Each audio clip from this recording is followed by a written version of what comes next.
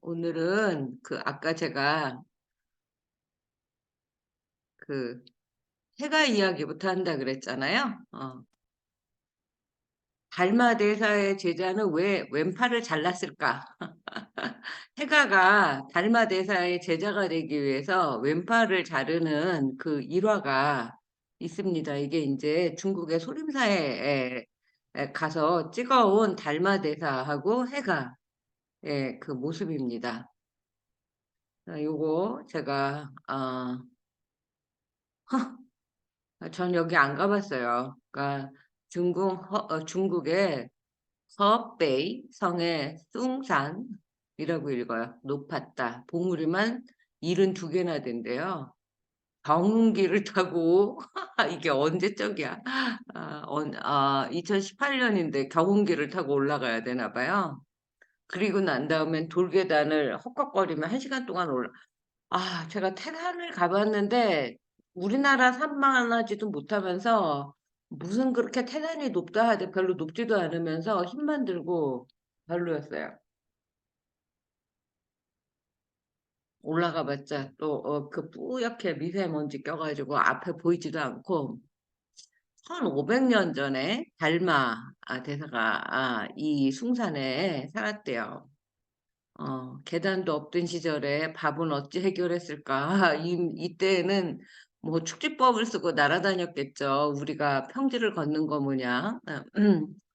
평생 수행을 하셨을 테니까 이 산에서 음, 달마대사가 며칠째 수행을 하다 배가 고프면 산 아래 절에 내려가서 밥을 먹기도 했다고 한다. 송광사나 뭐 통도사나 산내 암자가 굉장히 많죠. 그래서 그렇게 이제 큰 절에 내려가서 밥만 먹고 올라오는 그래서 이제 수도 하시는 그런 스님들 이야기가 많이 전해져 내려오죠. 음,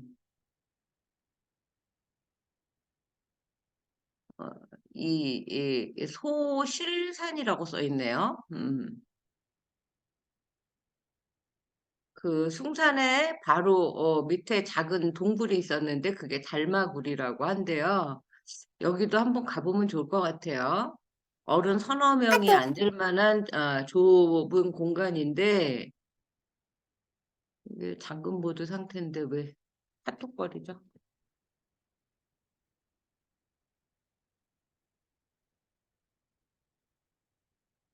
여기서 이제 달마대사가 9년 동안 면벽 수행을 했대요. 안으로 들어갔더니 깜깜하고 그 어둠 속에서 이제 있음과 없음의 경계를 허무는 에, 그 경지에 들었다는 거죠. 그래서 내가 산이 되고 산이 내가 되는 경지에 들어갔대요. 음, 그 그리고 이제 유리관 속에 보관된 바위돌에 달마대서의 그 그림자가 바위에 물든 그런 장면이 있대요. 음, 제자가 있어야 중국 땅에서 선의 맥을 이을 수 있는데 아무도 제자로 찾아오는 사람을 만나주지 않았다 그래요. 절은 이렇게 굴은 이렇게 생겼나 봐요. 여기 보면 설의 묘지 유사전 이렇게 돼 있네요. 서쪽 인도에서 오신 오묘한 뜻을 지닌 달마대사 그 어떤 스님의 전 이렇게 돼 있네요. 어느 겨울에 40살 된 신광이란 스님이 달마구를 찾아왔는데 이미 이 사람은 유교와 도교의 정통한 수행자, 고수였는데 삶의 밑바닥에 깔린 불안은 어쩌지 못했대요. 그래서 눈이 펄펄 날리는 동굴 밖에서 그는 꼬박 사흘밤을 만나주지 않아서 세웠다고 합니다. 그래서 달마가 그제서야 물었대요. 그 해가가 되기 전에 이름은 신광이었어요. 무엇을 구하느냐, 무엇을 구하러 나를 찾아왔느냐, 이렇게 물었겠죠. 묻 중생을 건져 주십시오. 사홍서원에 우리가 매일 하는 거 아닙니까? 만약 하늘에 붉은 눈이 내리면 법을 주겠다. 이건 뭐 있을 수 없는 일이죠. 흰 눈이 아니라 붉은 눈이 내리는 건 이건 뭐 천재지변에 해당되는 거 아닙니까? 달마대사의 거절법은 이랬어요. 어, 이때 이제 신광이 칼을 뽑아서 자신의 왼팔을 잘랐어요. 오른손잡이겠죠? 사방으로 피가 튀고 주위에 눈발이 붉게 물들었어요. 이러면 되겠습니까? 죠. 목숨을 건 이제 그 문답인 거예요. 부처나 보살도 몸을 몸으로 삼지 않는다. 이 말 굉장히 중요한 것 같아요. 목숨으로 목숨을 삼지 않는다. 그러므로 너는 나의 법을 구할 만하구나. 라고 말했대요. 몸을 몸으로 삼지 않는다. 목숨을 목숨으로 삼지 않는다. 화두 삼을 만하시죠? 그래서 이 기자가 아무리 찾아가서 이 해가에 그 왼쪽 팔을 봤대요. 근데 소매만 이렇게 있고 팔은 보이지 않았대요. 손은. 소매 안으로 팔을 집어넣고 있어서 왼손이 보이지 않았다. 깨달음의 걸림돌은 나의 몸과 마음이다. 그걸 비워야만 온 우주의 몸과 마음, 본래 면목, 진면목이 드러난다. 달마는 팔을 자른 신강의 무모함에서 비움의 싹을 보았다. 그래서 해가 달마 대사를 잇는 2조가 되었다. 우리가 지금 뭐 28조까지 그 이제 외우고 있지 않습니까? 제가 지금 그 불교 신문에 쓰는 건 4조 우바국다에 대한 이야기입니다. 음, 소림사 안에는 입설정, 그러니까 눈은 그 내리는 데에 서 있는 정자가 세워져 있대요. 해가선사를 기리는 곳이래요. 해가가 드디어 달마의 제자가 되고 시간이 흘렀는데 진도가 나가지 않아요. 해가는 예민해지기 시작해서 이제 그 나이가 점점 40살에 됐으니까 그때는 40살 정도면 굉장히 늙은 나이예요. 오죽하면 환갑이 다시 태어났다고 잔치를 하겠습니까? 불안해진 해가가 다시 달마대사를 찾아가서 물었어요. 그 마음이 불안합니다. 그랬더니 그 유명한 달마가 그 불안한 마음을 내놓아라. 내가 그 불안하지 않게 해주겠노라. 이렇게 얘기하죠. 불안한 마음을 아무리 찾아도 찾을 수가 없죠. 어떻게 내놓을 수 있겠습니까? 그랬더니 너의 불안한 마음이 모두 없어졌느니라. 너는 네 불안한 마음이 없어진 것을 보는가? 라고 물었어요.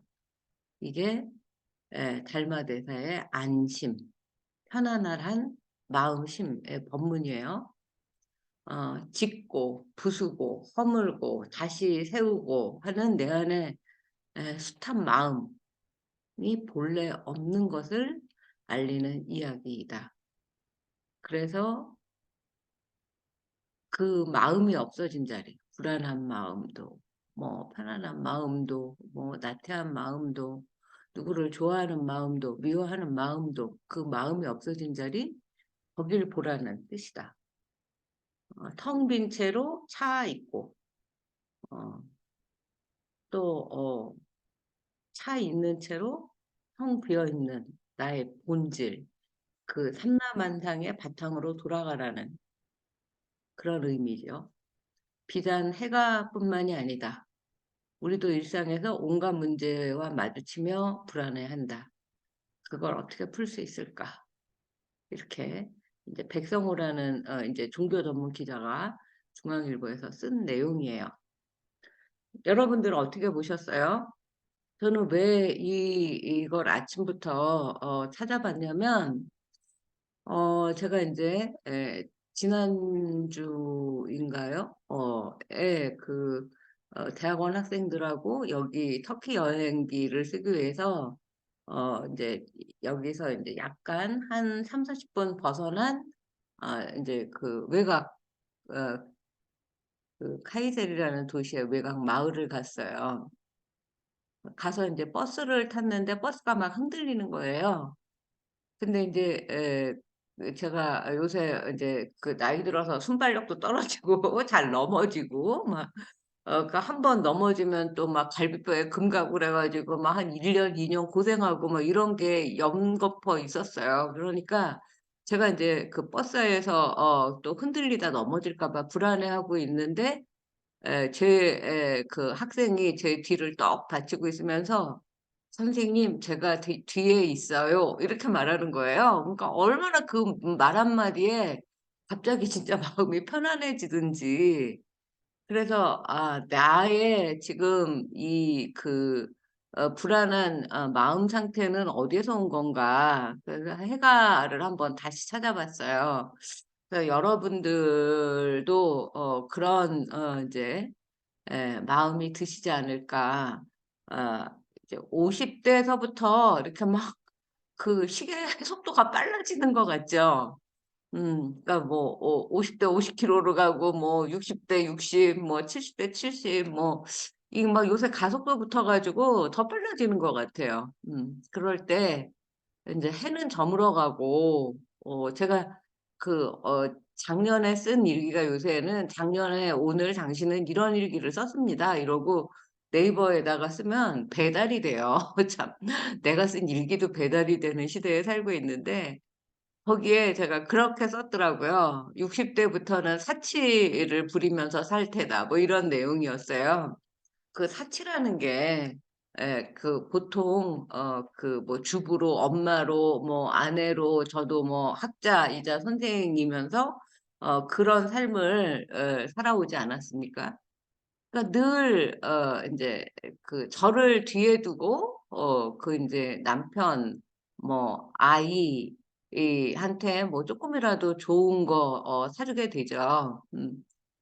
그리고 인제 저는 뭐 물론 사회생활을 하니까 뭐 틈틈이 철철이 뭐 옷 사 입고 뭐 하지만 한 번도 내가 무슨 뭐 '사치스럽다.' 뭐 '허영이 있다.' 이런 생각을 하면서 살아오진 않았어요. 오히려 그 반대로 뭔가 검소하고 절약하고 아끼면서 살아왔는데 인제 좀 60대 정도가 되면 '더 이상 그렇게 살지 않아도 되지 않을까?'라는 생각을 했는데 이거는 뭐 인제 작년에 남편이 먼저 떠나고 인제 아이도 독립을 하고 제가 인제 8 월에 여기에서 인제 벌써 마음은 정리를 하고 있어요.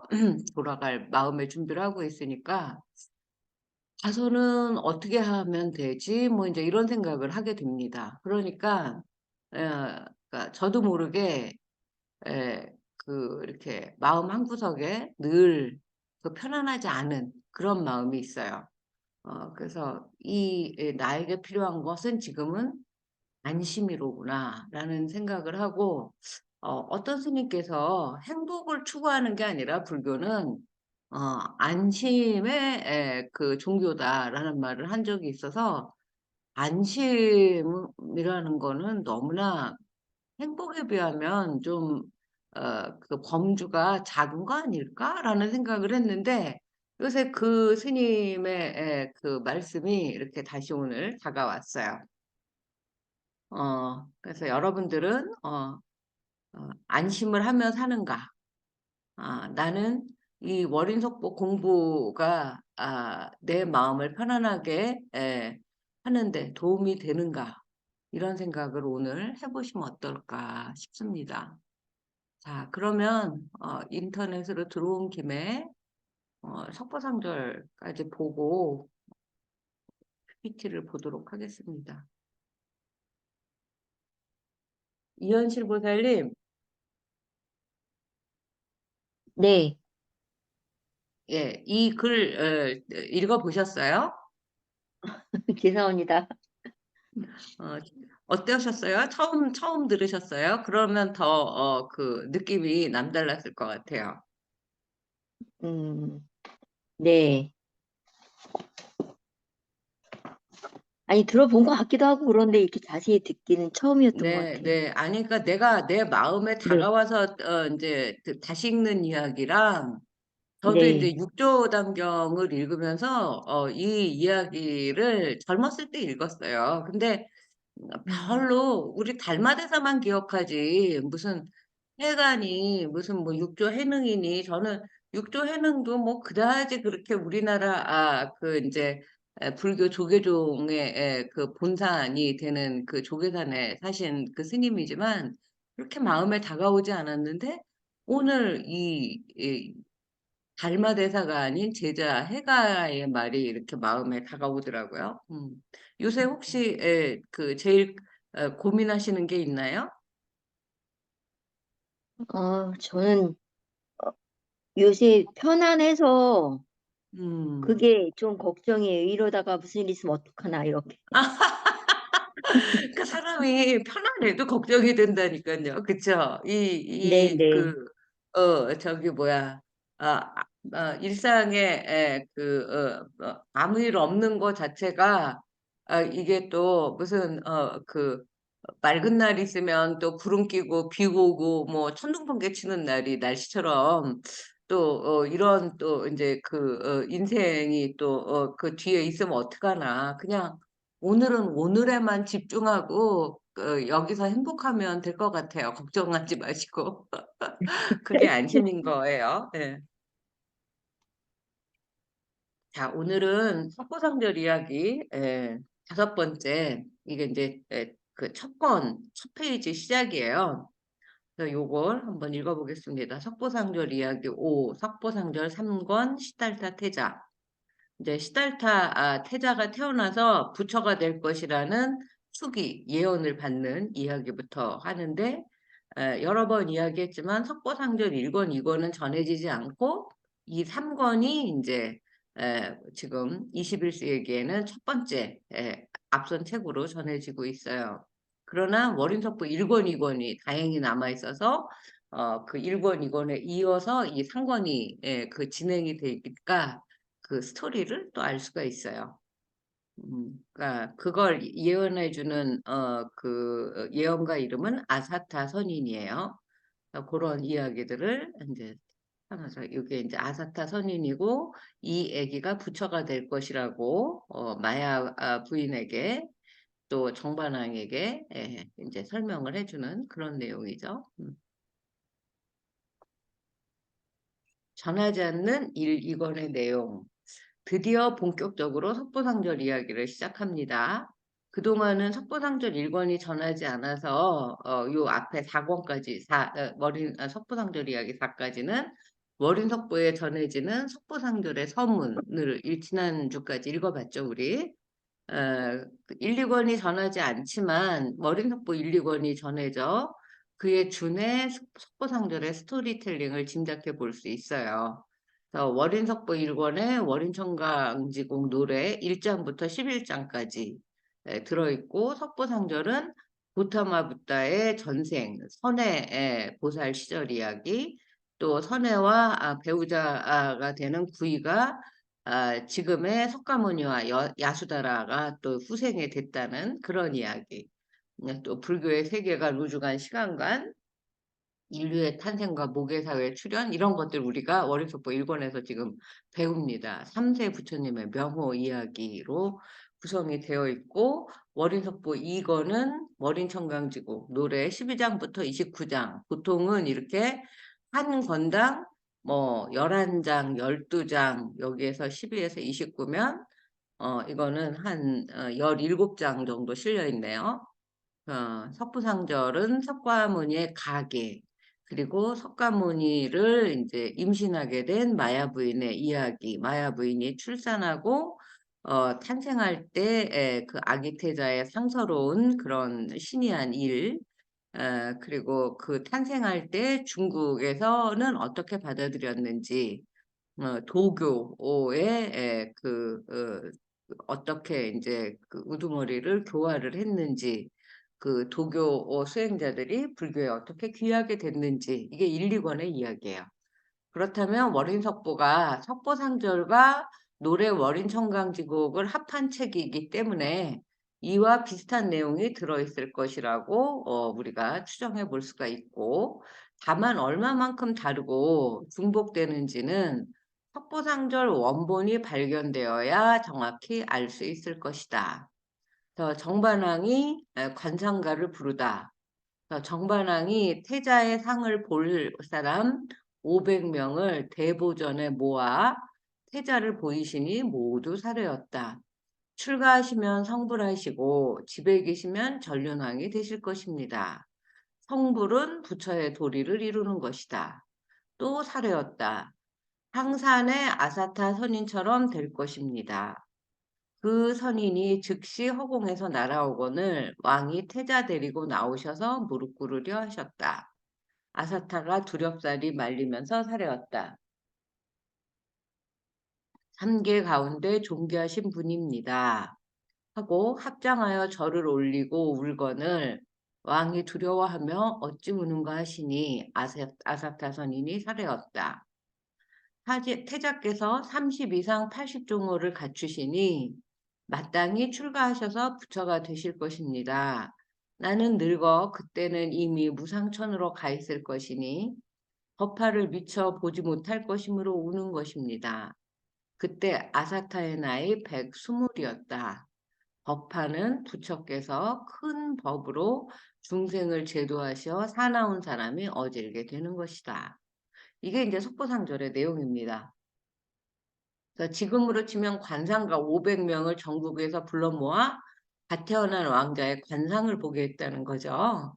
그래서 아사타 선인이 될 것이다라는 부분이 훼손이 됐는데 이렇게 풀이한 것은 이제 석가시보라는 한문경전, 과거 현재 인과경이라는 또 이제 한문경전 그 내용도 비슷한 내용이 있어서 그 한자를 이제 고찰을 해가지고 이렇게 추정을 해서 번역을 하게 되는 겁니다.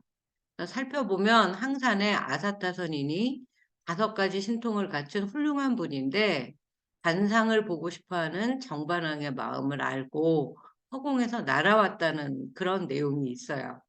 그래서 아사타 선인이 그 선인만큼 훌륭한 사람이 될 것입니다라고 축원을 하니까 정반왕이 직접 만나서 태자의 미래를 묻고 싶어 한다. 그런 내용으로 이제 속보상절이 씌워졌음을 알 수 있어요.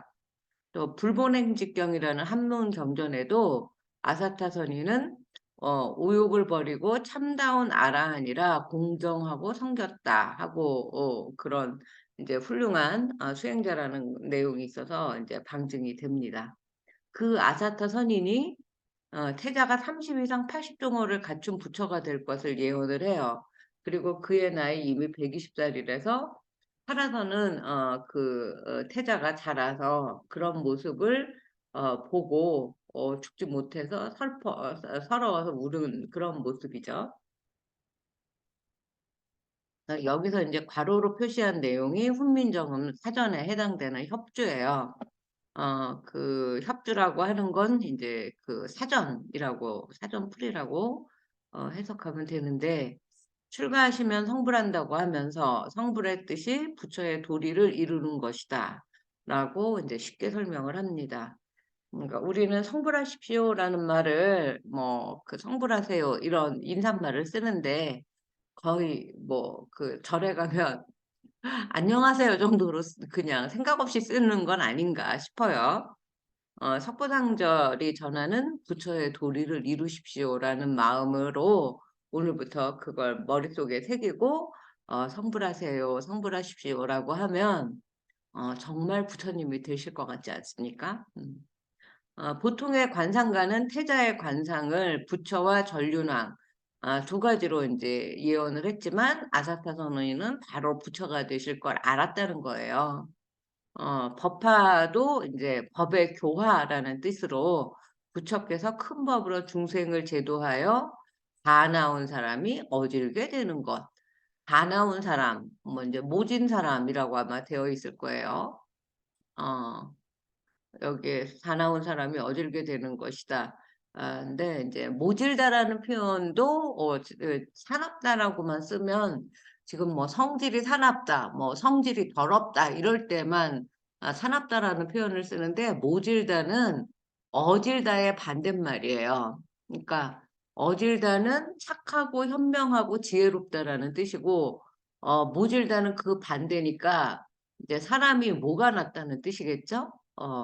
그리고 인제 어질지 못하다라는 뜻도 들어있는 것 같아요. 그러니까 나쁜 사람, 사나운 사람, 마음씨가 악한 사람, 뭐 성질이 굳은 사람, 이런 짓궂은 사람, 이런 사람들을 모두 인제 모질다라는 표현을 쓰는 거죠. 그러니까 모질다라는 표현도 어 근데 제가 지금 이거 기록하고 있죠. 요새 제가 매일 잊어버려 갖고. 음. 그래서 우리가 이 미처 몰랐던 모국어의 깊이를 새롭게 음미하게 되는 거죠. 태자의 이름은 살바실달이라고 한자로 쓰여 있어요. 어. 태자 태어나신 지 1회째인 4월 보름날 마야 부인이 돌아가셔서 도리천으로 가시니 5만 범천은 보병 잡고 2만 마천은 마왕의 부인이에요. 보루를 잡아 호위하였다. 보병은 보배로 된 병이고 마천은 이제 마귀의 아내요, 마왕의 아내요. 보루는 보배로 만든 실이다라고 되어 있어요. 태자가 태어난 지 일주일 만에 어머니 마야 부인이 별세하시죠. 도리천으로 가십니다. 선덕여왕이 그 임종하면서 도리천에 장사 지내다오 하는 말과 상통하는 것이죠. 5만 명의 범천, 2만 명의 마처, 보배로운 병과 실을 들고 마야 부인이 가는 길을 호위하죠. 마처를 귀신의 아내들이라고 했는데 우리가 생각하는 귀신하고 좀 달라요. 호위 신장의 역할을 해주는 그런 이제 신령스러운 역할을 했었다라는 거예요. 왕이 바라문을 많이 청하시고 태자를 안고 나가셔서 이름 짓게 하시니 모두 사려였다. 요즘은 뭐 아뢰오 뭐 이런 표현을 이제 지금은 이 아뢰다라는 말도 쓰지도 않지만 옛날에는 사뢰다라는 표현을 썼어요. 뭐 사극이나 옛날 대하 드라마 같은 데에는 나오는 표현입니다. 태어나실 적에 길하고 경사스러운 상서가 많으시니 이름을 살바실달이라 하시죠. 살바실달, 실달은 시탈타의 이제 그 한자 말이에요. 가장 좋다 하는 말이다. 허공에서 천신이 북을 치고 향을 피우며 꽃을 뿌리고 말하였다. 천신은 하늘의 신령이다. 좋으십니다. 그렇게 마야 부인을 떠나보내고 어린 태자를 위한 후속 작업이 신속하게 진행이 되죠. 아들의 이름부터 짓습니다. 살바실달은 사르바 시타르타라는 걸 음사한 거예요. 한자로. 모든 것이 이루어지는 길상의 의미, 일체의성, 일체사성의 뜻이래요. 모든 의미가, 모든 좋은 뜻이 이루어지고, 모든 일이 이루어지는. 그러니 가장 좋다는 의역이 되죠. 그래서 훈민정음 사전풀이가 볼수록 무릎을 치게 하는 불교 초심자용 설명이라는 것이 이제 이런 데에서 확인이 됩니다. 그리고 천신들의 동의와 축하가 이어지죠. 어머니가 돌아가셨으니까 일주일 만에 양 어머니 대해도 마하파사파제라고 부르는 이름으로 이제 어머니가 또 생깁니다. 한신하가 왕께 사려웠다. 태자가 어리시니 누구에게 기르도록 하시겠습니까? 오직 대에도 부인이어야 기를 수 있을 것입니다. 대에도는 가장 도리를 사랑한다는 뜻이니 헌데 사랑의 길도, 도리도자죠. 인도 말로는 마하파사야 파제니 난타의 어머님이시다. 여기 석부상절에는 마야 부인의 언니로 나와요. 근데 보통은 마야 부인의 동생으로 나옵니다. 근데 석부상절에는 이 대에도 마파사파제가 마야 부인보다 얼굴이 못생겨서 마야 부인을 부인으로 삼았고 그다음에 이제 이 그 대에도를 둘째 부인으로 삼았다. 둘째도 버근 부인, 둘째 부인. 우리 으뜸 화음, 뭐 버금 딸림 화음 이런 거 생각나시나요? 그때 버금이 둘째라는 소리예요. 둘째 간다는 소리. 왕이 대해도에게 가셔서 젖먹여 기르라 하시니 대해도가 그렇게 하겠습니다 하셨다. 그리고 가장 중요한 태자 살바실달의 양육을 마야 부인의 언니 대해도에게 맡긴다. 어, 마하프라자빠띠라고 보통 그러죠. 동생으로 보통 나오지만 예, 석부상절 이거 지금 3권인데 6권에는 언니의 용모가 마야 부인만 못해서 둘째 부인이 되었다는 주석이 나옵니다. 어떻게 생각하면 너무나 인간적인 설명에 웃음이 나오죠. 요새 젊은 청년들한테 이상형이 누구냐 그러면 다 예쁜 그 여성이라고 이야기하지 않습니까? 첫째도 둘째도 셋째도 이건 뭐 망고불변의 진리인 것 같아요.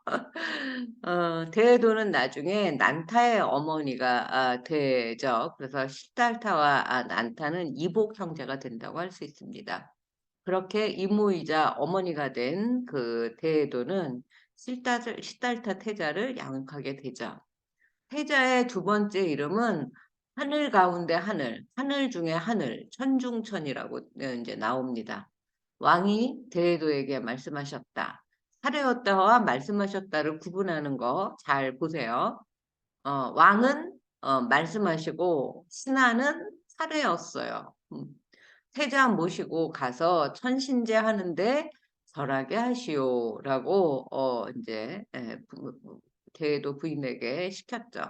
그래서 함께 가시는데 군신과 체녀, 제찬이 풍악을 울리며 따라갔어요. 그 이제 정조가 그 수원화성에 그 행차하는 그 의궤 같은 거 보면 뭐 어마어마하지 않습니까? 하늘 제사하는 데 가시니 만들어진 상들이 모두 일어나 태자에게 절하며 사려었다. 태자는 천인 가운데 가장 존귀하시니 어찌 우리에게 와서 절하려 하십니까? 천인 중, 천인 중은 하늘자랑 가운데라는 말이다. 왕이 놀라 찬탄하며 이르셨다. 내 아들이 천신 가운데 가장 존귀하니 이름을 천중천이라 하여라. 살바십달과 천중천 두 가지 이름이 이제 있는 거죠. 천중천은 하늘의 하늘, 이니 부처의 둘째 이름이시다. 하늘제 하는데 가실 때 부처 나이 3살이니 주나라 소왕 28년 병진이다. 정반왕은 태자를 천신제에 데려가게 하는데 천신들이 오히려 모두 절을 하는 상황이 이제 벌어지죠. 태자가 천인 가운데 가장 존귀한 사람인데 어쩌자고 우리한테 절을 받으셔야지 절을 하시려고 합니까? 하면서 이제 이 존귀하신 분에 대한 확인을 하게 되는 거죠. 기원전 1024년입니다. 이 내용에 대한 개송이라 할 수 있는 월인청강지곡은 30장부터 32장, 그러니까 석보상절 상권에 대한 월인청강지곡은 30장부터 시작을 합니다. 그 이야기는 다음에서 볼 수가 있다. 석보상절은 월인청강지곡의 개송이 따르는 불교 경전 형식을 취하고 있다. 이제 다음에 이어지는 이야기는 아사타 선인의 말대로 태자가 출가해서 부처가 될까봐 이제 노심초사하는 아버지 정반왕의 이야기가 그려집니다. 그래서 인도의 계절이 3개인데 함시궁을 짓고 그 궁녀 500명으로 모시게 하는 눈물겨운 노력이 펼쳐지는 이야기가 이어질 겁니다. 아, 어떠셨어요? 재밌으셨어요? 네. 네. 자, 그러면 이어서 요 PPT 보고 조금 쉬고 우리 월요일과 책 들어가도록 하겠습니다. 똑같은데 2개나 있어. 잠깐만요.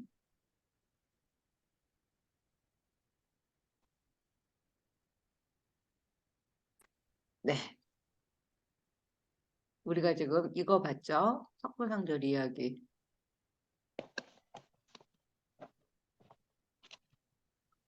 오늘은 이제 세종과 월인청강지고 지난 시간에는 그 세조 수양대군과 석불상절 이야기를 공부했어요. 오강 차례는 이제 세종 이야기랑 영릉 신륵사 이야기, 그림 보면서 사진 보면서 해드릴 거고, 석보상절 이야기부터 오늘 해가 이야기 하는 김에 해드렸고, 그리고 월인석보 훈민정음의 날개를 달다는 54쪽 인간 세조의 슬픈 뒷모습 네 번째 이야기인가요? 예, 이걸 해보도록 하겠습니다. 조선의 네 번째 임금이에요. 4대 임금 세종. 1397년에 태어나서 1450년 54세까지 살았어요. 그리고 재위 기간은 32년 1418년. 그러니까 97년에 태어났는데 1418년이면 21살인가요? 그쵸? 예. 21살 때부터 이제 그 4살까지 왕 노릇을 했어요. 그 태조 6년 이성계 시절에 태어났어요. 그리고 아버지가 이제 태종, 그 다음에 원경항우의 셋째 아들이에요. 그리고 이제 태종 18년에 양녕대군이 세자로 이렇게 책봉이 됐다가 그 세자를 이제 하지 않도록 폐세자를 시켰어요. 그러자 이제 효령대군 둘째도 사양을 해서 왕세자로 숭령대군이었던 세종이 책봉이 되었고 우리 나이로 22살의 나이로 네 번째 임금으로 등극을 합니다. 31년 6개월 동안 왕 노릇을 했어요. 그리고 세종 2년에 집현전을 설치하고 훈민정음 창제할 이제 준비를 시작을 합니다. 인재를 양성하고 유교 정치의 기반이 되는 의례와 제도를 정비했어요. 처음에는 호불군자가 아니었어요. 그 불교를 좋아하는 군주가 아니었어요. 오히려 오교 구산 그 5개의 교종과 9개의 선종을 다 통폐합시켜 갖고 선종 하나, 교종 하나, 선교 양종으로 만든 사람이 세종이에요. 어, 백성이 근본이 되는 민본 정치를 중시해서 훈민정음 창제 없이 백성들을 위한 백성들과의 소통을 바라던 세종의 업적이다. 유교 정치, 자주적 문화, 융성을 통해서 조선시대의 기틀을 마련한 그런 임금이다. 초기에는 불교를 배척해서 성교 양정으로 축소를 하였고, 이제 그랬지만 나중에는 경복궁 안에 절을 짓는, 내불당이라고 불리는 절을 짓고, 불경 형식의 훈민정음 해례본도, 그 이제 부처님의 법문과 개송처럼, 어, 그 해례를 설명을 하고 그걸 요약해서 시로 만드는 그런 형식의 책이에요. 석보상절을 편찬하라고 지시하고 스스로는 월인청강지곡이라는 노래를 짓는 등 불교를 보호하고 좋아하는 그런 임금으로서의 면모로 바뀌죠. 세종의 마음은 이제 월인청강지곡에서 드러난다. 세종 어제 월인청강지곡. 세종께서 몸소 월인청강지곡을 지으셔서 부인 소원왕후 동증정각, 소원왕후와 함께 정각을 증득하고자 발언한 책. 이런 뜻이에요. 먼저 아들 수양대군에게 석보상절을 짓게 하죠. 우리가 가장 가장 이 서문에서 백미라고 할 수 있는 예전 병인년 1446년 3월에 소원왕후께서 이승을 빨리 하직하시니 설고 슬픔에 쌓여 어찌할 바를 알지 못하고 있음에 이거는 이제 수양대군이에요. 세종께서 나 수양대군에게 이르시기를 극락왕생 발언만이 경전을 널리 알리는 것만한 것이 없다고 들었다. 그러니 아들아, 네가 석보를 만들어 훈민정음으로 번역하는 것이 마땅하겠구나. 그래서 정말 어, 지극정성으로 열과성을 다해서 만든 책이 10개월 만에 24권 석보상절이 되는 겁니다. 그걸 보고 월인청강지곡을 지어요.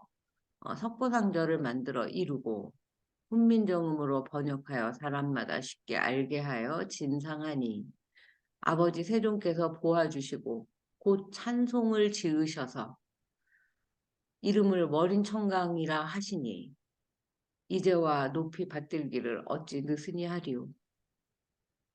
여기에 보시면 어, 두 글어를 어우러 석보상절을 맹가라 이루고 정음으로 번역하여 사람마다 수비 알게 하야 내진 하자 보니 사람 하시고 첫째 찬송이란 말이 나와요. 찬송하샤. 그러니까 기독교의 찬송가도 불교의 찬송가가 먼저라는 거, 그 따가서 쓰는 말이라는 거. 찬송하샤 명활 월인청강이라 하시니. 불교 찬송가가 월인청강 지곡이에요. 우리는 이제 걔네들한테 이름을 뺏겨서 참불가라고 부르고 있지만 찬송, 참불 같은 내용입니다. 같은 뜻입니다. 세종은 또 작곡가로서의 실력도 대단했다고 해요. 세종은 음악에도 밝아서 새로운 음악을 제정할 때 막대로 장단을 두드리며 하루 저녁에 지었다는 기록이 있어요. 여기에 뭐 그런 내용이에요. 신학, 절주, 계상, 소재, 이주, 장적, 지, 위, 절. 그러니까 그 주장자라고 하죠. 그 이제 막대기로 땅을 쳐서 마디를 만들고 하룻밤에 하루 저녁에 지었다. 세종 31년.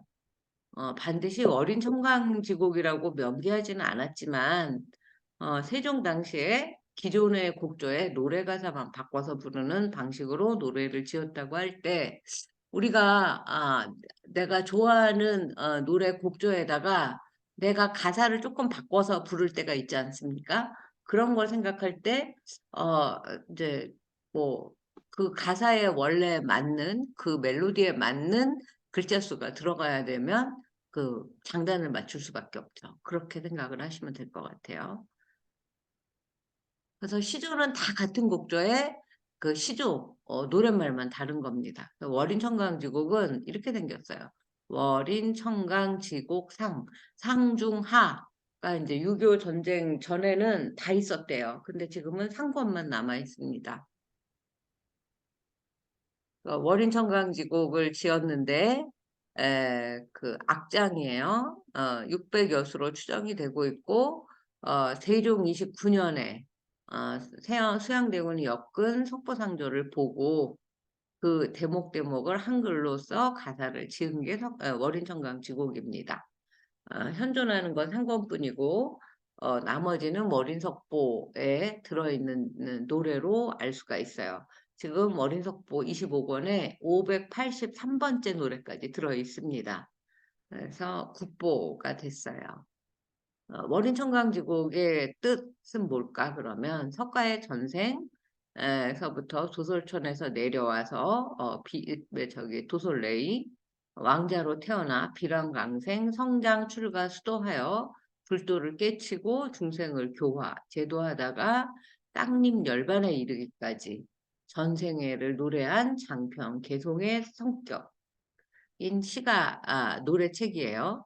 의미는 부처가 100억 세계에 화신해서 교화하심이 달이 일천강에 비치는 것과 같으니라. 월인청강, 달월 도장인 비춘다는 뜻하고 같아요. 천 개의 강에 그 비친다. 천 개의 강은 만 개의 강, 뭐 이 세상 모든 시냇물을 다 포함하는 달이 비칠 수 있는 모든 물을 의미하죠. 부처의 본체는 하나지만 100억 세계의 부처님의 화신이 나타나서 중생을 교화하고 계시지 않습니까? 그게 마치 본체인 달은 하나지만 시공을 초월해서 수많은 강에 2600년 전에도 이 달은 비쳤을 것이고 수천 개의 강에 21세기에도 지금 모든 강에 비치고 있지 않습니까? 그런 뜻이에요. 그렇다면 이제 세종과 소원왕후가 모셔져 있는 영릉으로 여행을 떠나보겠습니다. 이거는 이제 영릉의 홈페이지에서 갖고 온 부부 합장묘예요. 우리 광릉은 들어가서 보면 왼쪽에는 세조임금, 오른쪽에는 정유왕후 그 묘 이렇게 있지 않습니까? 그래서 이제 광릉이죠. 여기는 영릉입니다. 영릉은 이제 그 세종과 소원왕후 합장릉 최초의 합장릉이래요. 원래는 이제 헌릉이라는 지금의 내곡동에 지금은 광평대군릉이 있어요. 어, 그 소원왕후의 아들과 이제 그 후손들이 모여 있는 능입니다. 그래서 예종 1년에 예종은 태정태세 문단세 예. 그래서 세조의 아들이죠. 그 1년에 옮겨갔어요. 지세는 층층이 해와 달의 모습을 띠면서 봉황이 날개를 펴고 내려오는 형국이라서 최고의 명당자리라고 해서 옮겼겠죠. 어, 그 영릉은 난간석의 12지 신상을 조각해서 방위를 표시했대요. 그리고 12지를 그냥 문자로 표현을 했대요. 신라 왕릉 같은 데 가보면 그 이제 띠별로 12지라는 게 뭐 쥐서부터 시작해갖고 돼지까지 이렇게 쭉 그 능에 그 기단을 이제 덮는 그런 어, 그 역할을 하고 있죠. 그리고 주산을 뒤로 하고 봉분을 조성했는데 좌우측에 청룡백호를 이루고 남쪽으로는 북성산을 바라보고 있는지 볼까요? 이게 북성산이에요. 이 위에 이제 그 묘가 있죠. 능이. 그래서 1977년이면 박정희 대통령 때죠. 박정희 대통령 사진도 보여드릴 거예요. 이제 영릉을 성역화 이렇게 잘 관리하고 다듬어서 2020년에 수리 복원이 끝났어요. 그래서 재개관을 했습니다. 그때 제가 가봤어요. 그리고 매월 5월 15일에 세종대왕릉 정자가 일원해서 세종대왕 탄신 숙모제전 5월 15일이 저기 뭐야 세종의 탄생일인가 봐요. 몰랐네. 스승의 날이 세종의 탄생일인지 몰랐어요. 이게 이제 1930년대 일제 강점기 시절의 영릉이고 이게 북성산이에요. 이거는 이제 제가 찍은 그 2021년 정도 될래나 북성산 여기 이렇게 약간 이제 봉분이 있고 둔덕이 져 있는데 여기가 굉장히 명당자리래요. 여기 가서 기도를 하시면 그 소원이 이루어진다고 합니다. 그리고 이거는 아래에서 이 영릉묘를 1930년대 이렇게 생겼었어요. 찍은 그 사진이고 이거는 지금 제가 올라가서 찍은 사진입니다. 이제 그때는 앞에는 울타리가 없죠? 안 보이죠? 네, 이제 아니에요. 있을 수 있는데 이게 잘 안 보이게 찍힐 수도 있어요. 지금은 이렇게 생겼어요. 음. 그리고 60년대에는 그 이제 세종문화 큰 잔치가 있어서 여기 위에가 영릉이면 여기까지 올라갈 수 있었는데 지금은 이렇게는 못 올라가고 여기 이렇게 둘러서 가는 둘레길이 만들어져 있어요. 그리고 75년에 영릉을 이제 그 박정희 대통령이 방문했죠. 그리고 70년대 방문 후에 여기 세종대왕릉과 효종대왕릉이 같이 있어요. 똑같은 이름도 발음이 똑같은 영릉이에요. 한자만 다르고. 그래서 이쪽도 한번 가보고 싶은데 항상 시간이 없어서 여기만 오게 되고 요 아래에는 이제 세종을 기리는 이제 그 회관 같은 게 있어요. 박물관 같은 게. 그리고 또 유네스코에 이제 세계의 그 문화유산으로 선정이 되지 않았습니까? 조선시대 왕릉이. 이제 이런 것들이 그려져 있고, 역사 문화관이군요. 그래서 이런 내용들을 이제 다 뭐 앙부일고 자경무 세종대왕의 업적들을 다 전시를 해놨어요. 이렇게 우리가 가서 이렇게 뭐 만져볼 수도 있고 실험을 해볼 수도 있어요. 그러나 무엇보다도 이제 쉬운 문자, 훈민정음을 만들었다는 거, 이게 가장 큰 업적이죠. 그리고 문자만 만들고 끝난 게 아니라 책을 만들어서 600년 동안 날아오르게 한, 이 석보상절 월인석보를 우리가 공부할 수 있게 한 그 업적이 사실은 훈민정음 문자를 만든 거 이상으로 중요한 거죠. 그걸 이제 우리가 세계 만방에 퍼뜨려야 한다는 거죠. 그리고 또 노래까지 지어서 우리의 음악을 알리고 있는 것도 그 다음에 우리가 차근차근 해 나가야 할 일입니다. 그러면 광능이 있으면 봉선사가 있잖아요. 영능이 있으면 능침사찰은 어딜까? 궁금했는데 신륵사였어요. 네, 신륵사 일주문이죠. 음, 진평왕 때 원효 스님이 창건을 했다고 하지만 확실하진 않죠. 우리나라의 모든 절은 원효 스님, 의상 스님, 자장 스님이 한 7, 80% 이상은 지었어요. 고려 말에 나홍 스님이 여기에서 머물다 돌아가셨죠. 음, 영릉의 원찰로 삼아서 처음에는 보은사라고 불렀대요. 1472년 성종 때 예종의 아들 성종이죠. 그리고 정효왕후가 수렴청정을 하죠. 신륵사로 부르는 유래는 몇 가지 설이 있었는데 나홍 스님을 나홍해근이라고 하는데 그 당시에 미륵이라고 불렀대요. 그리고 신기한 굴레로 이제 용마를 막았다. 그래서 신륵이라고 부른대요. 또 고려 시대에 용마가 나타나서 굉장히 사나웠는데 이때 인당대사라는 스님이 나서서 고삐를 잡자 말이 순해져서 실력으로 말을 제압했다.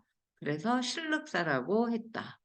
그러니까 미륵을 미력이라고 부르는 그 우리 고모만 해도 미륵을 미력이라고 부르거든요. 미륵, 미력. 어, 그러니까 같이 불렀던 걸 알 수 있어요. 이절이 대차를 이루게 된 데는 나홍 스님이 이곳에서 가까이 이적을 이제 일으켜면서 입적하셨기 때문인데 오색 구름이 입적하실 때 산마루를 덮고 구름도 없는 하늘에서 비가 내리고 수많은 사리가 나왔고 용이 호상, 초상을 치르는 모든 일을 했대요.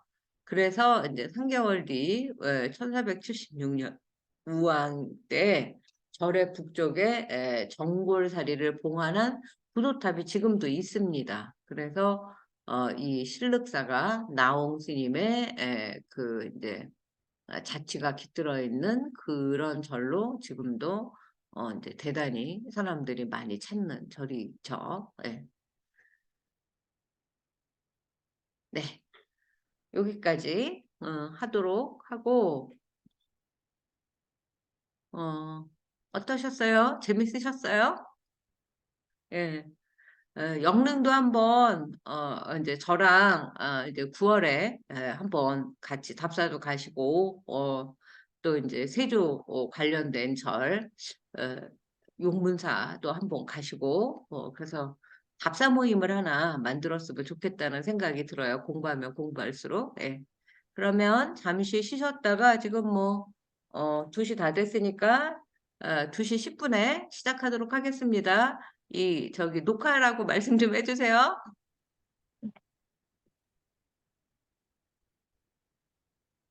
네. 인간 세조의 슬픈 뒷모습이라고 제목을 붙여봤어요.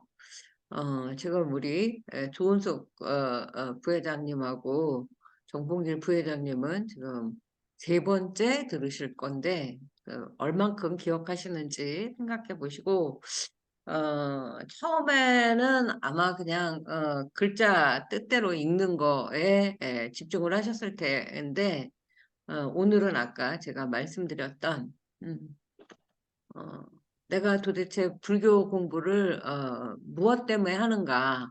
지금 나를 이제 불편하게 하는 내 마음을 불편하게 하거나 불안하게 하는 고민이나 걱정, 근심거리는 무언가?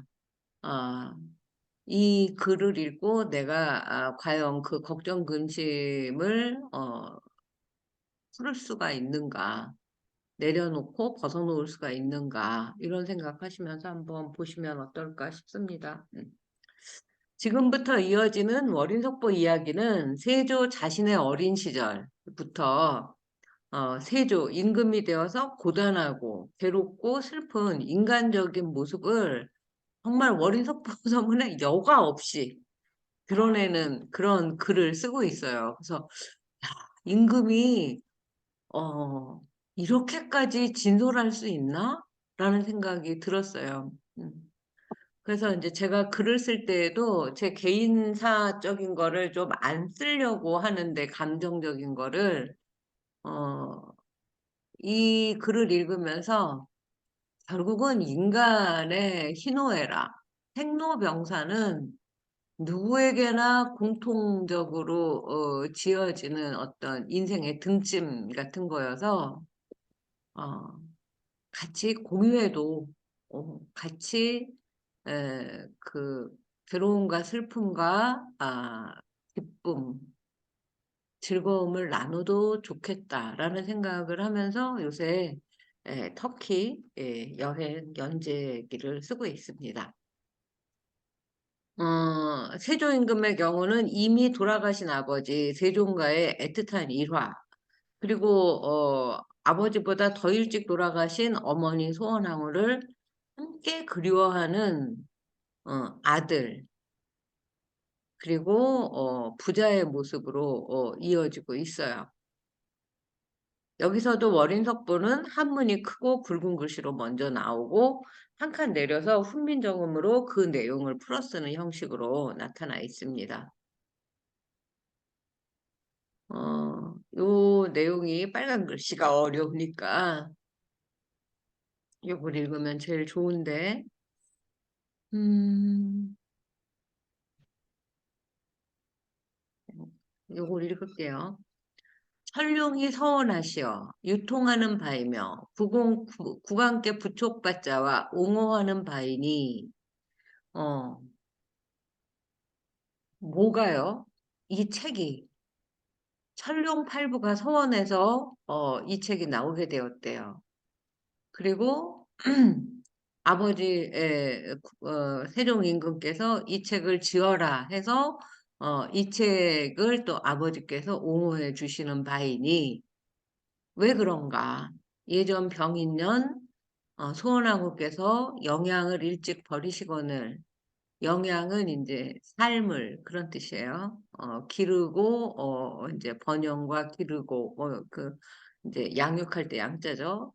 이걸 이제 자기의 삶을 일찍 버리시거늘 헐고 슬퍼하음에 어찌할 바를 알지 못하고 있으니 세종께서 나에게 말씀하시기를 추천이 정전을 옮겨 쓰는 것보다 좋은 것이 없으니 네가 석벌을 만들어 번역하는 것이 마땅하겠다 하셨다. 지난 이야기는 우리 석가모니 부처께서 자비하신 마음으로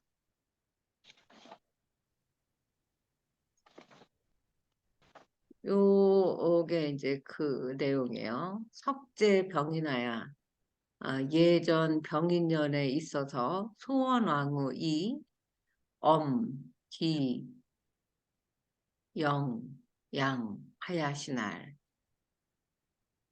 홍언제액하야 제구하야 요게 이제 일찍 삶을 마치시거늘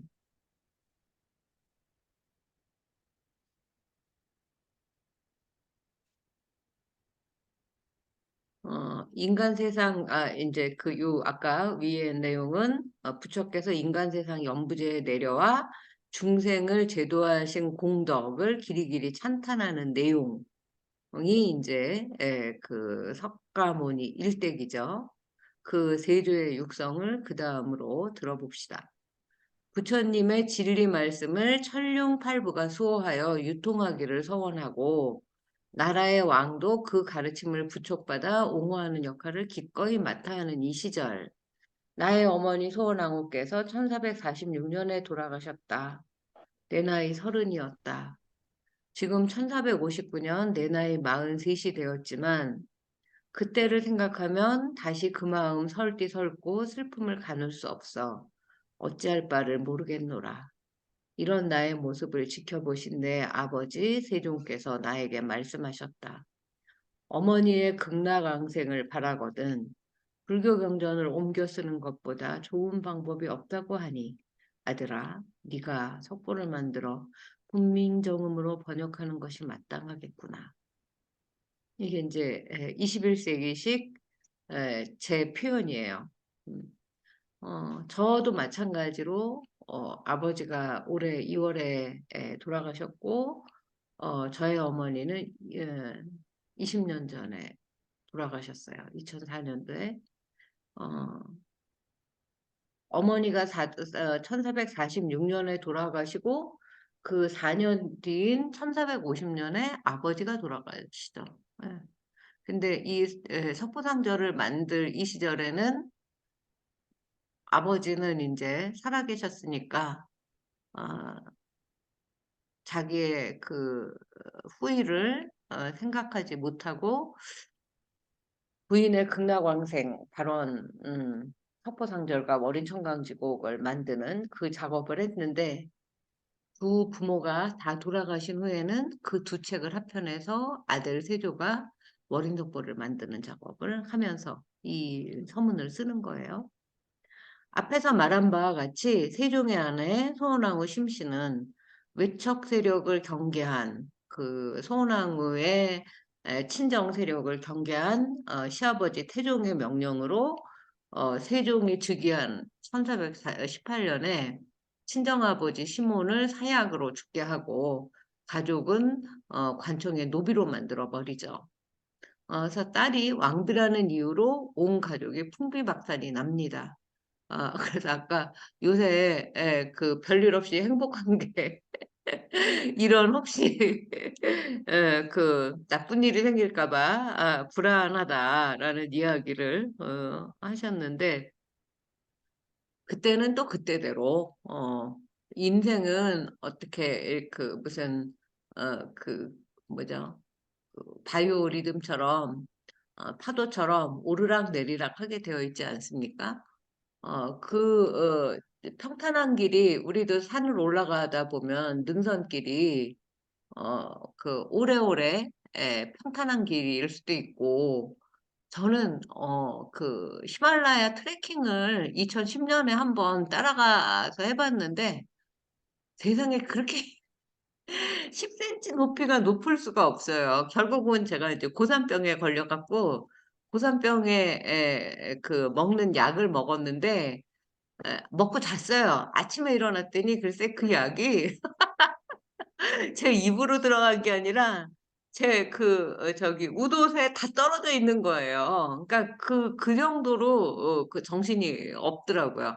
그러니까 10cm 올라가면 그 10cm 오르는 게 괴로우고 또 이제 10cm를 내려가면 내려가는 건 쉬워요. 근데 내려가면서도 곧 또 10cm나 20cm만큼 높은 곳이 나오겠지라는 생각에 한순간도 편치 않은 마음으로, 이제 계속 걸어갈 수밖에 없었는데, 내 보폭대로 쉬어갈 수도 없어요. 그 이제 단체로 걸어가기 때문에. 그리고, 한 사람이 걸어갈 수 있는 거리마다 그 자는 숙소가 마련이 되어 있어서, 그 숙소까지 어두워지기 전에 도착하려면 뭐 하여튼 어떻게 해서든지 거기 그 보폭에 사람들 보폭에 맞춰서 걸어가야 하는데 너무 힘들었어요. 인생도 그런 게 아닌가 그런 생각을 지금 해봅니다. 음, 그 남편 세종과 소은왕후는 사이가 굉장히 좋아서 무려 10남매를 낳아요. 8남 2녀를 낳습니다. 그러나 이제 생전에 세 자녀를 잃습니다.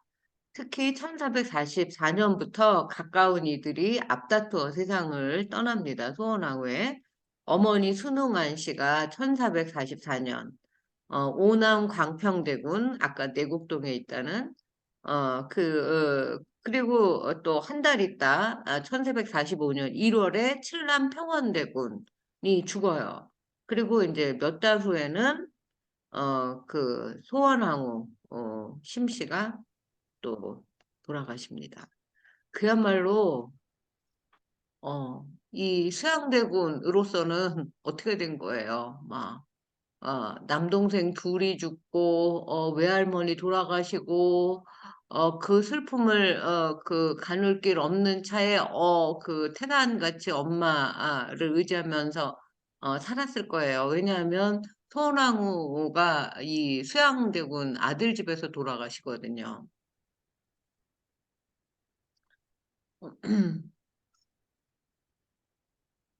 어, 1446년은 훈민정음 반포해로 우리는 기억하고 있지만, 그리고, 가장 이제, 세종 28년, 32년까지 그 왕노릇을 하지 않습니까?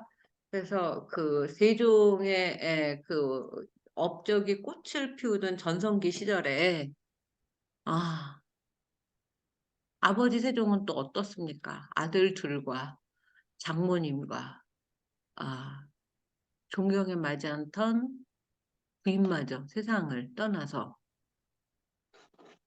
하늘이 무너질 것 같은 해가 1446년이에요. 그러니까 우리가 세종을 기억하는 가장 그 멋진 해이자 세종의 개인 인생사로서는 가장 불행한 그 진짜 천당과 지옥이 함께 있는 해가 1446년이다라고 얘기할 수 있어요. 세종시대 28년간 왕노릇을 하는 동안 그의 곁에서 피눈물 나는 인생 역정의 삶을 살았던 소원왕후가 그렇게 생을 마감합니다. 왕위에 오른 첫 해에 태상왕이었던 아버지 태종 앞에서 자기의 장인이 사약을 받고 죽어가는 모습을 수무책으로 바라볼 수밖에 아무 일도 할 수가 없었어요. 그런 힘없는 사위, 또 그 남편으로서의 서원왕후를 바라봐야 하는 세종의 마음은 어떠했을까 이런 생각도 해봅니다. 한편 수양대군은 자신의 집에서 아내이자 서원왕후의 며느리인 정유왕후가 간병을 맡아서 하다가 어머니가 돌아가십니다. 누구보다 각별했을 아들이 어머니 소원왕후를 보내야 하는 모습을 그려봅니다. 세조가 쓴 문장을 다시 한 글자씩 천천히 음미하노라면 지금이라도 속보상절을 세종과 아들 그 수양대군이 함께 읽다가 슬픔을 가누지 못해서 부둥켜 안고 우는 모습 같은 게 이렇게 눈에 떠올라요. 글 밖으로 뛰쳐나올 것만 같다라고 썼어요. 이것이 조카 단종을 죽이고 왕위에 오른 세조의 겉모습에 가려진 아들 세조의 슬픈 뒷모습이라고 할 수 있지 않을까라고 하는 장면입니다.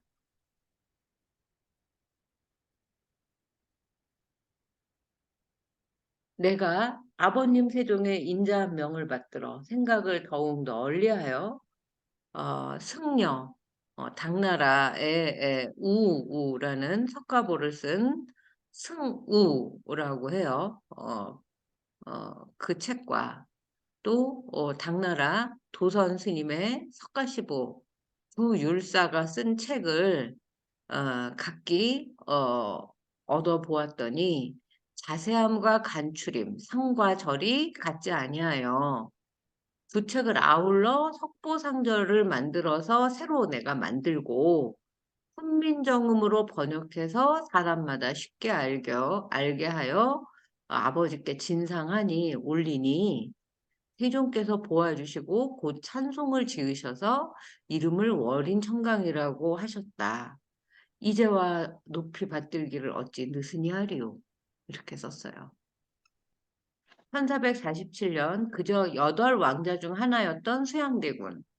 그 30살 아들이 지극한 어머니에 대한 효심과 추모의 정성을 받들어 혼신의 힘을 다하면 이런 책을 쓸 수 있구나라는 생각을 해요. 이제 다시금 읽으며 마음에서 우러나오는 감탄사가 흐른다. 자애로운 아버지 세종의 위로와 치유의 방안 역시 저는 굉장히 현명하다고 생각을 했어요. 자기 아들, 수양대군 집에서 돌아가신 그 어머니의 마지막 모습을 어떻게 잊겠습니까? 그 슬픔과 내가 조금 더, 잘 봉양했으면 돌아가시지 않았을지도 모른다는 생각을 자식으로서 다 하게 되죠. 그 헤어나오지 못하고 망연자실 넋이 나가 있을 걸출한 둘째 아들 수양대군. 문무를 겸비해 영웅호굴의 기계가 넘치던 아들 수양대군에게 슬픔을 잊게 할 방법은 오직 그 어머니를 위해 그 어머니를 잊을 만큼의 태산 같은 인물을 내리는 것이라고 저는 생각을 했습니다. 가창제한 훈민정음으로 지금까지 다시 없던 석가모니 일대기와 평생 설법을 담은 최고의 책을 지어라. 이게 아버지가 엄마를 잃은 수양대군 아들에게 내린 처방이었어요. 아들은 그 명을 기꺼이 수행합니다. 그것이 승우의 석가보와 도선의 석가시보를 능가하는 보상절입니다. 이 두 책을 저본으로 해서 김소은에게 1446년에 증수석가보라는 한문책을 만들게 했다는 기록이 세종 28년 12월 2일에 전합니다. 석가시보보다는 석가보의 내용이 조금 더 많이 인용되고 있음을 제가 한문경전을 대조해 보니까 알 수 있었어요. 그리하여 1447년 완성된 석보상절, 어머니가 돌아가신 지 1년 4개월 만이고 10달 만이에요. 아니 1년 4개월이니까 16개월 만이에요. 그리고 훈민정음을 반포한 지는 10달 만입니다. 모두 24권의 방대한 분량입니다. 이렇게 생긴 책을 이게 이제 경복궁 궁궐 그 지붕에 올라가서 어머니를 아버지를 이제 그리워하는 그런 어, 모습을 그린 거예요. 10달 만에 24권? 이거 과연 가능한 일인가? 세계 8대 불가사의에 추가해야 될 일이 아닌가? 훈민정음은 전 세계에서 인정하는 바와 같이 거의 신의 경제에 가까운 완벽한 문자 체계예요. 모든 세계의 학자들이 극찬을 하고 있지 않습니까? 석보상절은 어떤 오류나 옥의 티도 허락하지 않는 그야말로 신의 문자로 지어진 신의 한수인 불교 작품, 문학 작품입니다. 국보 1호가 남대문이 불탔다가 복원된 지금 훈민정음과 석보상절이 공이 국보 1호로 바뀌어야 한다라고 저는 주장하는 사람이에요.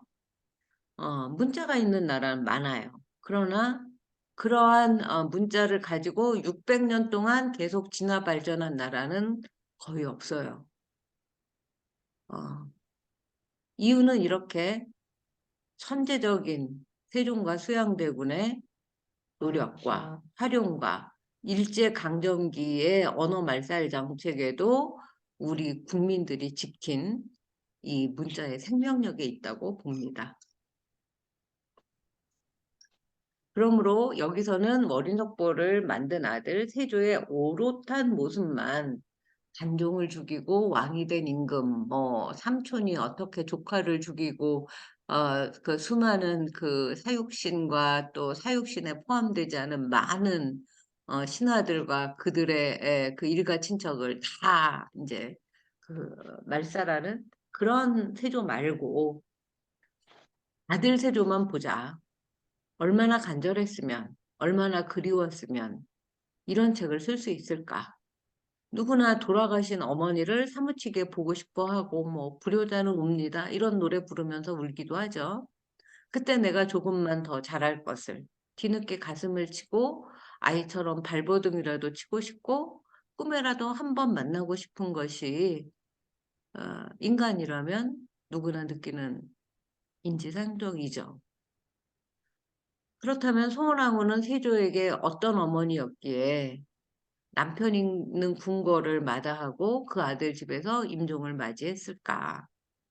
10살에 시집을 왔어요. 그 정여왕후 수양대군의 부인이 딸처럼 키웠을 거예요, 며느리를. 자기도 고 나이 때 10살 남짓에 이제 그 혼례를 올렸어요. 옛날에는 뭐 9살 새댁지가 그냥 그 노래에 나오는 말이 아니에요. 소원왕후는 내명부의 기강을 가장 잘 다스린 조선시대의 최고의 왕비로 명망이 높아요. 그리고 세종이 항상 일어서서 맞이할 만큼 서로를 아끼고 극진히 예우하는 부부 사이였음도 우리가 앞에서 읽었습니다. 소원왕후의 후덕함은 세종이 이렇게 명임금으로 좋은 정치, 좋은 업적을 남기는데도 막대한 영향을 끼쳤다고 생각을 합니다. 그러한 어머니가 아들의 집에서 눈을 감아요. 열남매의 둘째 아들이고 서열로는 넷째예요. 진실로 진실로 어머니의 내생을 편안케 하고자 하는 아들의 효선, 효를 불교의 그 선행으로 하는 것. 이것이 이제 삼국유서의 효선편인데, 조선시대에는 이 수양대군이 그걸 했다고 봅니다. 그 극치를 보여주는 훈민정음 산문 작품이자 불교의 정수를 보여주는 문학 작품, 그 동시에 어머니의 극락왕생을 비는 발원문의 결정판. 신라에서 김대성이 현생과 전생의 부모를 위해서 불국사와 석굴암을 지었다면 그에 비견될 것이 조선의 석보상절과 월인석보다. 그 아들의 그 아버지 세종은 아들의 석보상절을 읽고 감동받아서 600수에 가까운 월인 청강제곡이라는 노래를 짓습니다. 그 아까 봤던 신학을 제정할 때 하루 저녁에 지었다는 기록. 반드시 월인청강이라고 할 수는 없지만 이 월인청강을 짓고도 남았을 그 실력을 우리가 조선왕조실록에서 확인할 수 있다는 거죠. 현재 월인석보 25권에 583장까지 남아 있지만 이게 끝이 아닌 걸 봐서 600여 수가 되지 않을까. 그리고 신미대사나 김수훈 등의 도움을 받지 않았을까. 600곡을 한꺼번에 빨리 그 막대기로 그 장단을 맞추면서 혼자 짓기는 어려워요. 그쵸? 세종과 세조는 이렇게 무엇이든 하기만 하면 완벽한 신의 경지고 거의 뭐 금 나와라 뚝딱 뭐 노래 나와라 뚝딱 뭐 도깨비 방망이를 가진 거 마냥 그렇게 대단한 아버지와 아들이었죠. 그 동력의 원천은 둘 다 사무치게 그립고 사랑에 맞지 않았던, 그러나 지켜주지 못했던 한 사람, 세종의 아내이자 수양의 어머니 소원왕후 덕분인 거죠. 그 소원왕후 덕분에 우리는 이 훌륭한 글자와 훌륭한 책을 지금까지 가지게 된 것입니다. 이 글을 쓰면서 사람이 사람을 사랑한다는 게 과연 무엇인가? 세상의 아내와 어머니라는 힘의 깊이는 얼마나 도저한가? 이런 생각을 해봤습니다. 우리 어머니도 이제 돌아가신 지 10수년에서 20년이 된 해입니다. 세조가 어머니를 기려서 석보상절과 월인석보를 새로 쓴 시간이 저에게도 지났어요. 나는 내 인생을 어머니가 살아계실 때와 안 계실 때로 구분을 합니다. 이 글을 쓰면서 문득 내 자신이 어머니를 얼마나 사랑하고 생각했는지 되돌아보게 됩니다. 하나들은 이만큼의 세월에서 600년이 지난 지금까지 어머니를 위한 글을 써내려가며 눈물을 훔치고 들썩이는 건장한 어깨가 잡힐 듯이 이렇게 눈앞에 어린거리듯이 이런 그 진정성 있는 어, 인간의 그 쭉 저 깊은 곳에 그 있는 그 감정을 끌어올리는 글을 쓰고 있는데 나는 뭘 했나? 어떻게 살았나? 누구라도 어머니는 소원나무처럼 자기 어머니는 어질고 강인하고 한많은 인생을 사셨을 거예요. 돌아가셨든 살아계시든 누군가에게 소원나무였을 세상의 모든 어머니들에게 나는 그저 온몸으로 어머니를 불렀던 세조의 위대한 사무곡을 전할 뿐이로구나 라는 생각을 했습니다. 네, 오늘도 이 훌륭한 글을 같이 읽어주셔서 감사합니다. 음, 정봉길 보살님 어떠셨어요? 오늘 마이크 여태까지 켜고 계시다가 끄셨어. 키세요. 그래서 갑자기 계속 무슨 소리가 나, 무슨 소리가 나지 그랬어요. 재미있으셨어요?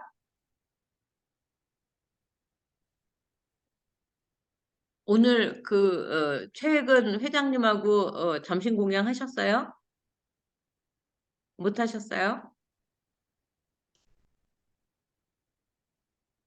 아니요, 토요일로 했어요. 토요일. 오늘이 화요일이죠? 네, 저에게도 네. 안부 전해주세요. 네.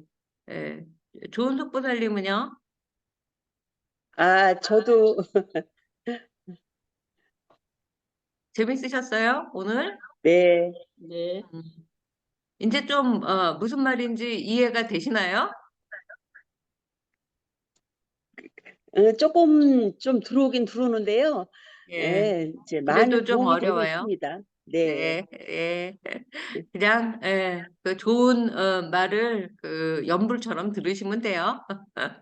네. 예. 이현숙 보살님 어떠셨어요? 어, 이현실 보살님. 예. 네네. 뭐가 제일 오늘 효도가 기억에 되게 남았어요? 효성이 지극했었나 봐요. 네, 저도 음. 몰랐어요. 그냥 저도 단종을 죽이고 왕 자리에 혈안이 된 나쁜 사람으로만 알고 있었는데, 이 월인석보 서문이라는 글을 읽기 전에는 진짜 이 세조의 여러 모습을 상상도 할 수가 없었어요. 그래서 한 인간에게 얼마나 많은 모습이 있는지, 뭐 내 안에는 내가 뭐 수없이 많다는 무슨 가시나무새 노래 가사가 생각이 나는 그런 거였어요. 어머니는 그리고 살아 페이지, 계세요? 이현실 저희 보살님? 어머니는 돌아가셨어요. 언제 돌아가셨어요? 2014년도에 돌아가셨어요. 그러면 한 10년 되셨네요? 예. 네, 8년. 네. 음. 그 어머니 생각이 좀 나시나요? 어떠셨어요? 이 글을 읽으시면서? 맨 처음에는 웃을 일이 없을 것 같았거든요. 엄마 돌아가시고 나서. 네. 근데 그냥 또 이렇게 잘 살고 있더라고요. 근데 여기 세조는 이렇게 오랜 시간이 지나도록 자기 엄마를 이렇게 마음속에 음, 깊이 음, 간직하고 살았다는데 많이 놀랐습니다. 음. 네. 그다음에 그러니까 64페이지 보니까 네. 그림을 너무 잘 그린 것 같아요. 그림 그 사파 들어간 사파, 게. 예, 예, 네, 사파가 참 좋았어요. 그래서, 그 사람이 이제 2권도 그리고 지금 3권도 책이 나오진 않았지만 3권도 그렸는데, 그 책을, 볼 수 있으면 이제 책으로 나왔으면 하는 마음이 이제 간절하죠. 네, 하여튼, 네. 네. 오늘, 이렇게 같이 공부해 주셔서 감사드리고, 이 글을 좀 음미하시면서 내 그 오늘 삶에 또 남은 인생에 어떤 이제 의미와 재미가 있는 그런 공부가 될까 생각을 해보시면 좋을 것 같습니다. 네, 오늘 여기까지 하도록 하겠습니다. 감사합니다. 다음 주에